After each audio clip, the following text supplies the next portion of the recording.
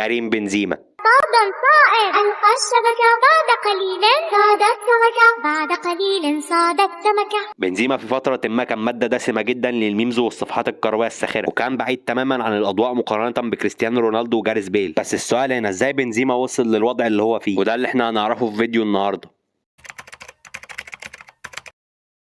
بنزيما وتحديدا في موسمين 2017 و2018 كان بيعاني من انتقادات وسخريه كبيره جدا، وفي الفتره دي تحديدا مستواه التهديفي كان سيء جدا، بحيث ان هو سجل بس 11 جون في الدوري الاسباني موسم 2017 و5 تجوان بس موسم 2018. مش بس معدل التهديفي بتاعه كان سيء جدا، بل كمان كان بيضيع فرص سهله زي الفرص اللي ضيعها قدام فالنسيا ولاس بالماس وتوتنهام، عكس كريستيانو رونالدو اللي احصاءاته كانت ممتازه في الوقت ده. بس رغم كل الانتقادات دي بنزيما فعلا كان بيساعد كريستيانو رونالدو ان هو يجيب اجوان، وهو يعتبر اكتر واحد عمل لرونالدو اسيستات طوال فترته مع ريال مدريد. بس بعد 2018 لما كريستيانو مشي كل حاجه اتغيرت، وده اللي هينقلنا على طول للنقطه الثانيه.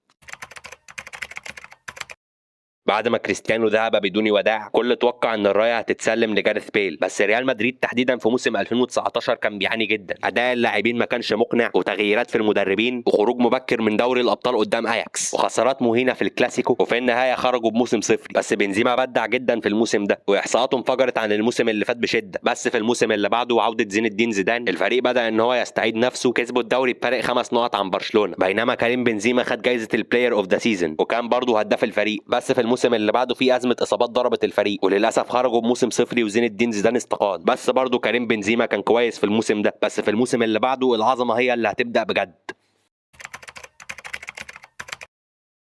بعد ما زين الدين زيدان مشي، جه مكانه العراب اللي المجد بيجري وراه، اللي الالقاب بتستناه عشان ياخدها.